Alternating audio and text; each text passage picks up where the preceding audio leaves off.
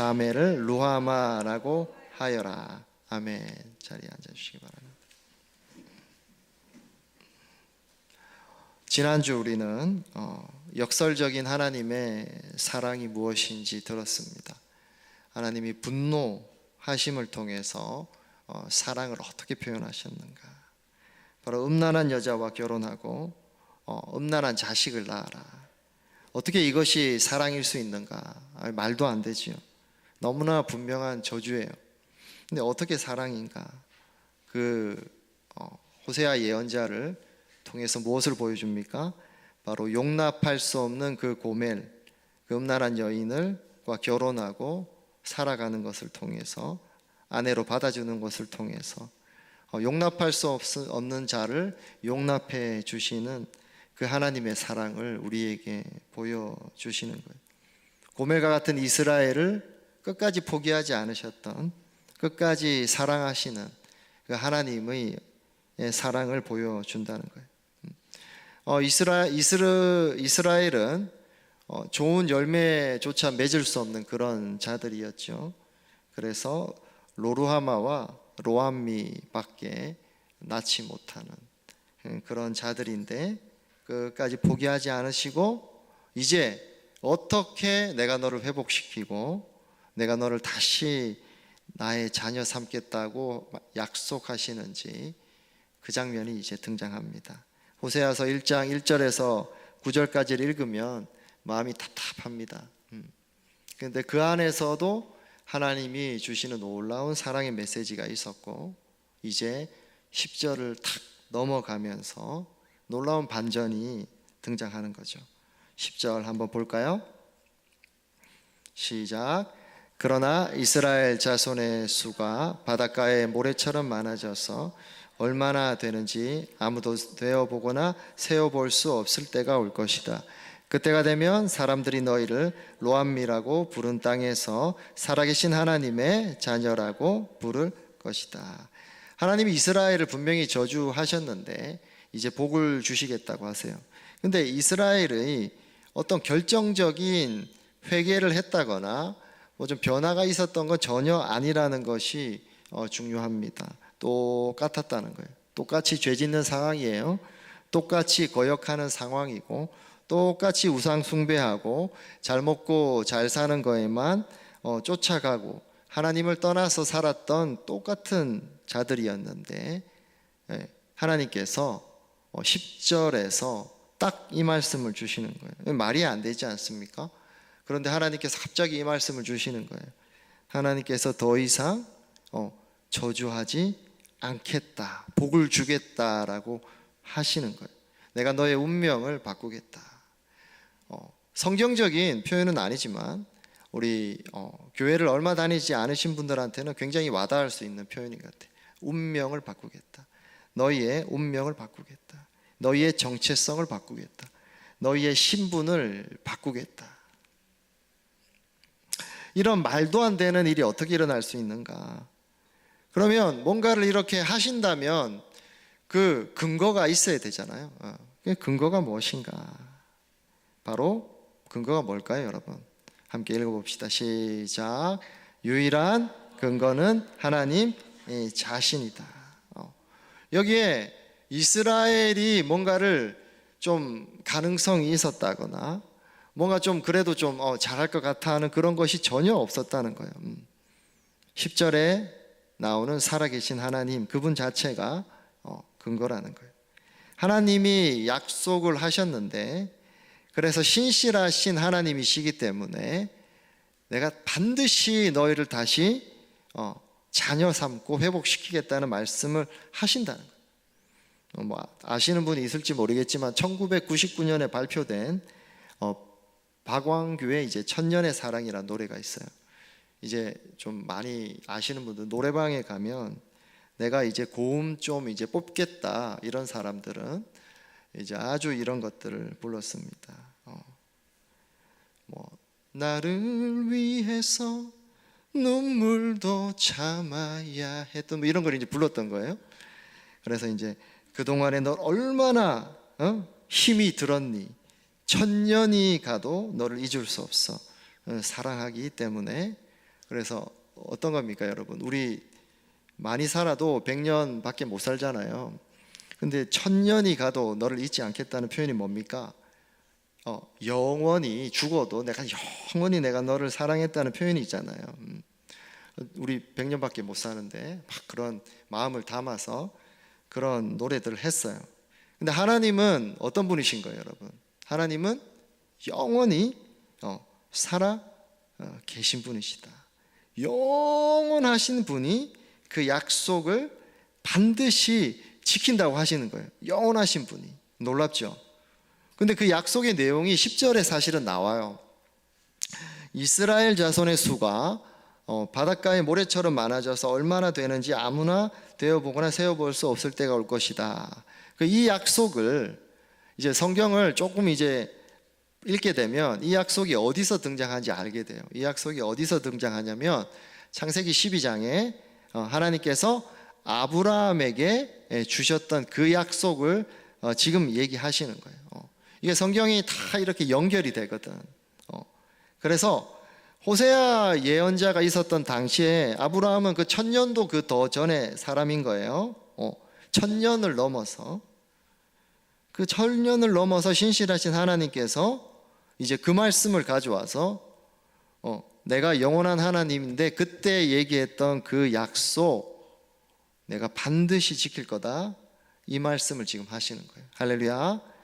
약속을 지키는 신실하신 하나님이, 그 하나님 자체, 그분이 근거가 되시고 그분이 하셨던 그 약속이 우리의 운명을 바꿔주는 유일한 근거가 되신다는 거예요. 우리가 어떤 사람이었나 좀 돌아봐야 됩니다. 우리 굉장히 잘 지내는 것 같잖아요.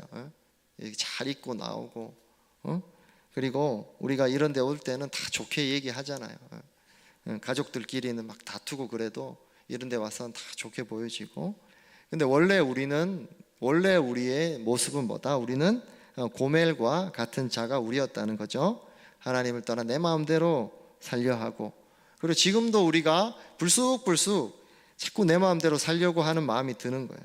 그래서 우리는 원래 본성 자체가 하나님께 반역하고 온갖 우상을 섬기는데, 그 중에서 가장 우리 인간이 선호하는 우상이 있어요. 뭘까요? 바로 요즘에는 제가 좀 이 얘기를 안 했더니 이제 바로 안 나오는데 뭡니까? 자아우상이죠. 우리가 가장 인간이 좋아하는 우상이 자아우상, 내 자신인 거예요. 내 자신. 그래서 우리는 그런 자였다. 그래서 우리는 어떤 자였나? 그래서 우리가 로루하마와 로암미밖에 낳지 못하는 자가 바로 우리였다는 거예요. 우리가 뭔가를 말로든 행동이든 생각이든 우리가 뭔가를 하면 항상 우리는 어떤 자였다는 거예요.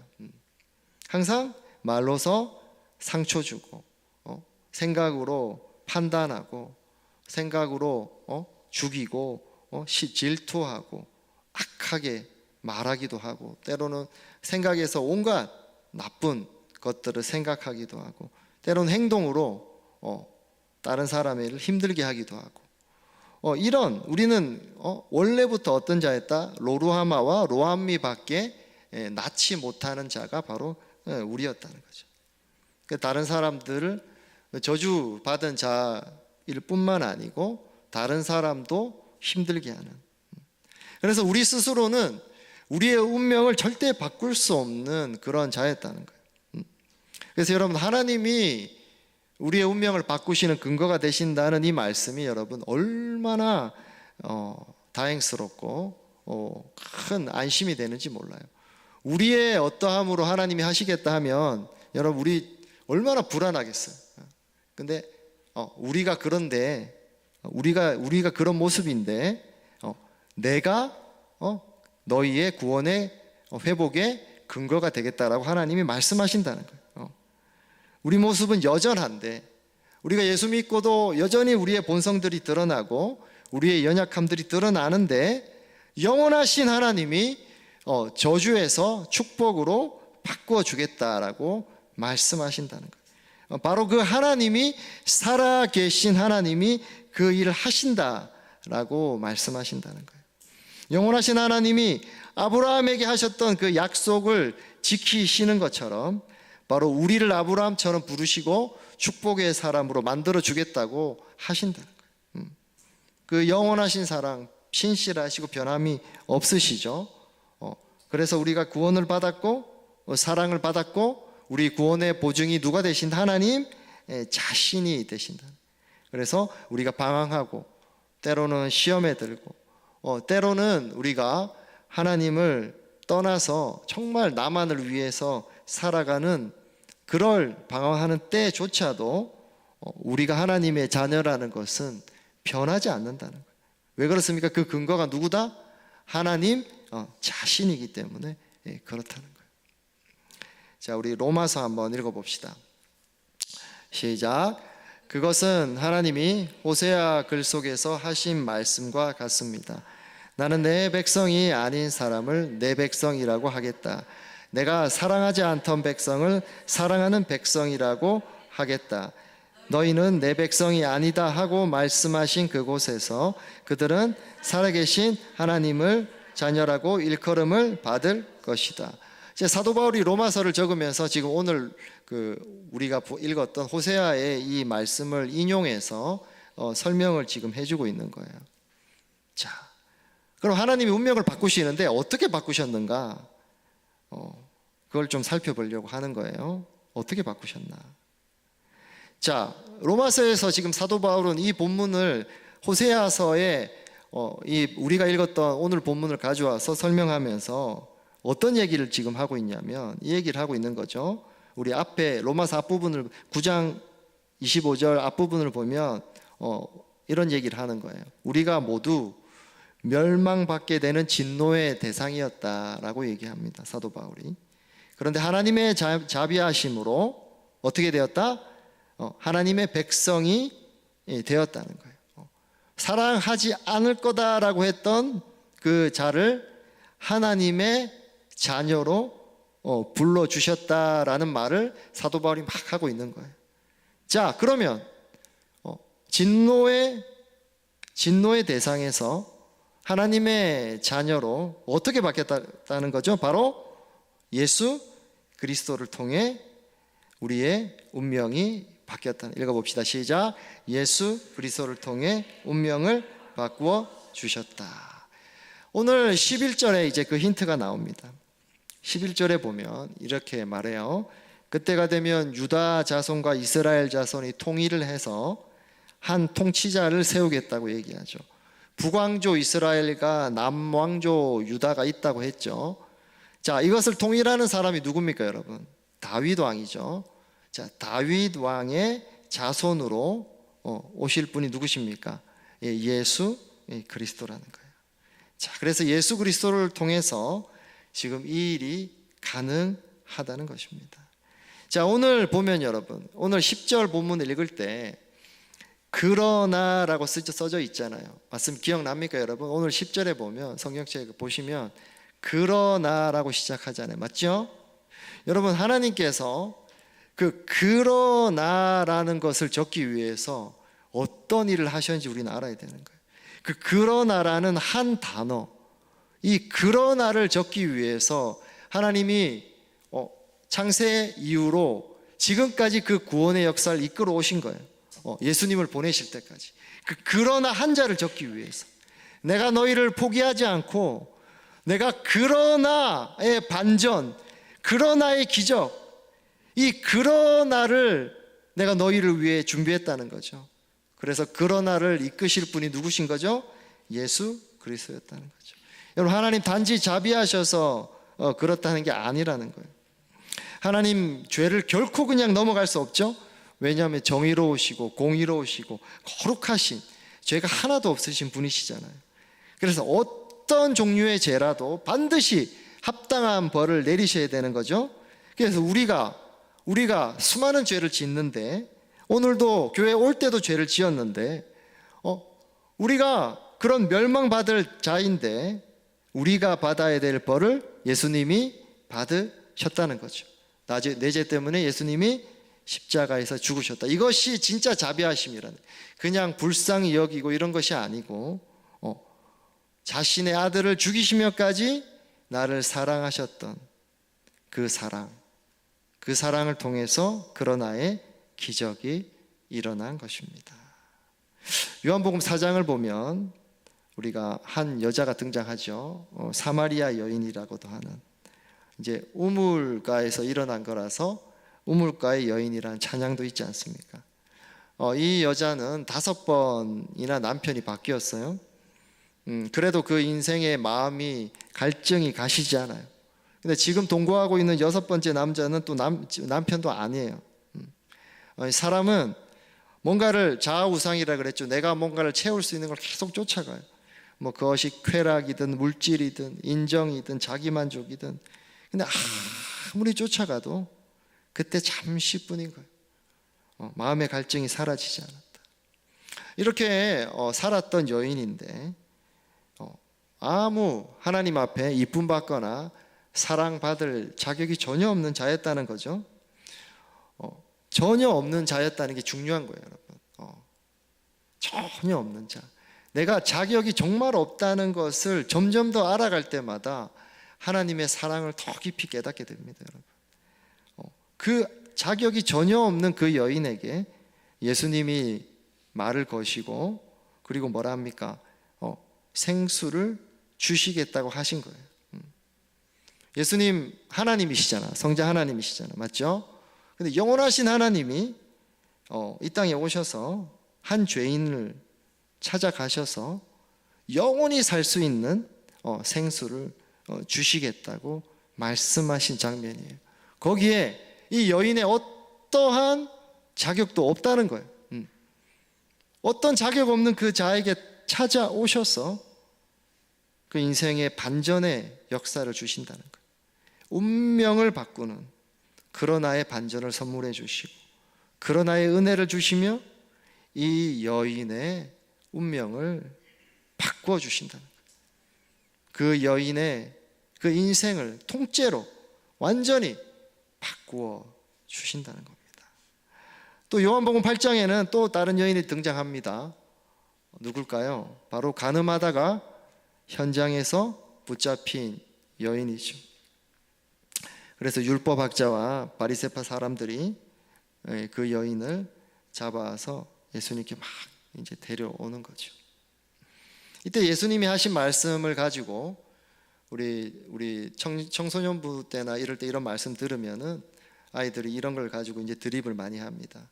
뭐 이제 자기가 잘못했는데 죄 없는 자가 돌로 쳐라 이러면서 막 나 때리지 마라고 막 이렇게 도망가면서 했었는데, 자, 근데 이 상황을 잘 보면 굉장히 사실은 이 율법학자와 바리새파 사람들이 굉장히 악의적이에요.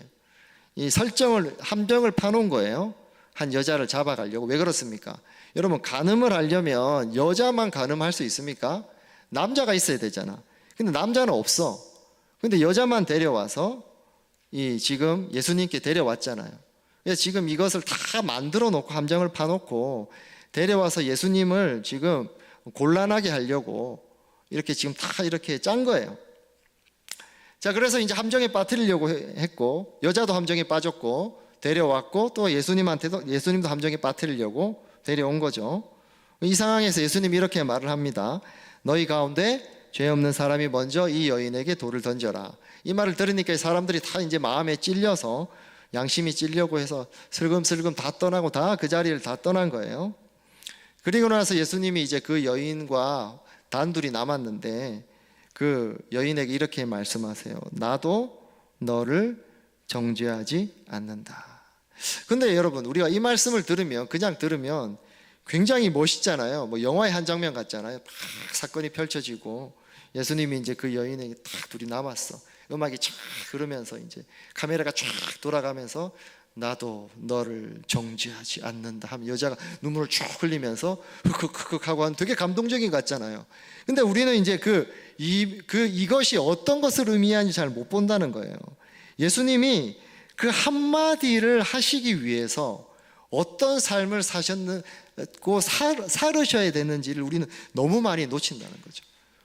예수님이 지금 이 여인한테 나도 너를 정죄하지 않는다, 그 말씀을 하시기 위해서 하나님이신 분이 이 땅에 오신 거죠. 그리고 이 땅에 신이 육신을 입고 사셨죠. 그리고 이제 이 여인과 헤어지고 나면 이 여인을 구원하시기 위해서, 이 여인의 죄를 용서하시기 위해서, 이 여인이 받아야 되는 죄의 형벌을 대신 받으시기 위해서 이제 골고다의 길을 걸어 가셔야 되는 그 장면을 우리는 잘 잊어버린다는 거예요.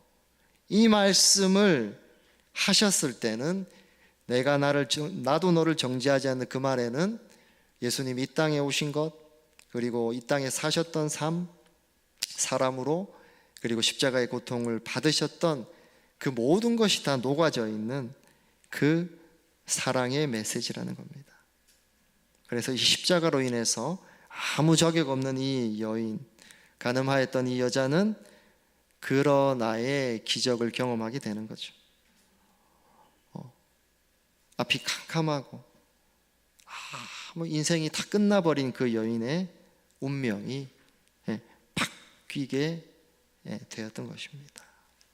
10절에, 오늘 10절에 다시 돌아오면 이렇게 말씀하시죠. 로암미라고 부른 땅. 로가 뭐라 했습니까? 부정이라 그랬죠. 낫이라 그랬죠. 로암미라고 부른 땅에서, 나의 백성이 아니라고 한 땅에서 살아계신 하나님의 자녀라고 부를 것이다. 너희는 나의 백성이 아니다. 여러분, 부모가 자식에게 너는 내 자식이 아니다라고 말할 수 있겠습니까? 그럼 그렇게까지 말하는 것은 아버지의 아픈 절규인 거죠. 그리고 이제 말합니다. 내가 너를 그렇게 불렀는데 내 아들을 대신 죽게 하고 이제 나는 너희가 나의 자녀다 라고 부르겠다라고 말씀하시는 거죠. 11절에 이스라엘의 날이 크게 번창할 것이다. 이스라엘은 호세아가 고멜을 통해 낳은 첫째 아들 이름이죠. 자, 심판하고 반드시 징계하겠다는 뜻이라 했죠. 그런데 뭐라고 말합니까? 이제 번창할 것이다. 징계가 아닌 번창을, 저주가 아닌 축복을 주겠다라고 말씀하신다는 거예요. 그리고 2장 1절에서 이제 너희는 암미 루하마이다. 이제 너희는 내 백성이다. 너희를 불쌍히 여김을 받은 딸이다 라고 말해라 라고 말씀하시는 거죠. 이것이 무슨 일입니까? 내가 예수 그리스도를 믿을 때, 내가 예수님을 영접할 때 우리 안에서 일어나는 일이란, 이것이 우리 안에 일어난 일이고 우리에게 주신 선물이고 우리의 운명을 바꾸어 주신 일이라는 겁니다. 사랑하는 성도 여러분, 음란한 여인 고멜, 그 이름의 뜻을 아시나요? 고멜, 그 이름의 뜻이 완전한이에요. 말도 안 되죠. 여러분, 음란한 여인의 이름이 완전한 이름. 고멜 같은 우리가 예수님을 믿을 때 하나님의 자녀로 삼아 주시고, 나 같은 자를 이제 너는 완전하다, 내 자녀다, 이게 성경의 칭의다 이렇게 말하기도 합니다. 의롭다고 여겨주시는, 칭해주시는 은혜지요. 고멜 같은 우리를 예수 그리스도를 믿을 때 너는 이제 완전하다, 너는 이제 나의 자녀다 라고 불러주시고, 그렇게 여겨주시고, 그렇게 바라봐 주신다는 것입니다. 우리 마지막으로 아가서 8장 6절을 보고서 우리 말씀을 마무리하려고 합니다. 우리 함께 읽어봅시다. 시작. 사랑은 죽음처럼 강한 것, 사랑의 시샘은 저승처럼 잔혹한 것. 사랑의 질투는 지옥처럼 잔인하다고 합니다. 주님의 사랑을 거부하면 하나님은 심판하시기까지, 때로는 눈물로 매를 드시기까지 돌아오라고 하시는 것. 그리고 끝까지 그 사랑을 거부한 자들에게는 지옥의 형벌을 받을 수밖에 없는 것. 그리고 사랑은 죽음처럼 강하다고 합니다. 여러분, 사자가 송아지를 공격하면 어떻게 될 줄 아세요? 옆에 있던 어미소, 암소는 물불을 가리지 않고 사자와 싸우는데 세상에 사자와 싸워서 이긴다고 합니다. 여러분, 암소가 사자보다 강하나요?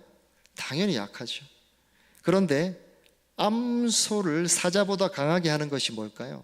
바로 송아지 자신의 새끼에 대한 사랑인 거죠. 사랑은 죽음처럼 강하다. 정말 참된 사랑은 생명까지 버리는 사랑이라는 거예요. 하나님 여러분을 그렇게 사랑하십니다. 여러분, 아들을 죽이시면서까지 우리를 사랑하신다는 거예요. 여러분, 그 사랑이 우리의 운명을 바꿔주었어요. 내가 예수 믿는다는 것은 어떤 의미입니까? 여러분, 나를 향하신 이 크신 사랑을 날마다 더 깨닫는 거예요. 세월이 지나고 시간이 지나면서 내가 예수 믿는다는 것은 교회에서 뭐 한 자리 더 되고 뭐 회장되고 이런 게 아니고, 예수 믿는다는 것은 날마다 세월이 지날 때마다 나를 향하신 그 크신 사랑을 더 깨닫는다는 거예요. 그래서 그 사랑이 나를 이끌고, 그 사랑이 나를 가슴 뛰게 하고, 그 사랑으로 살아간다는 것입니다. 그 사랑에 감사해서 내가 섬기는 거예요. 그 사랑이 너무 고마워서 내가 사랑의 빚을 갚는 자로, 그 사랑이 너무 좋아서 그 사랑에 붙들려 살아가는 것입니다. 여러분, 그 놀라운 사랑, 날 향하신 그 크신 사랑에 붙들려 살아간 여러분 모두가 되시기를 축복합니다.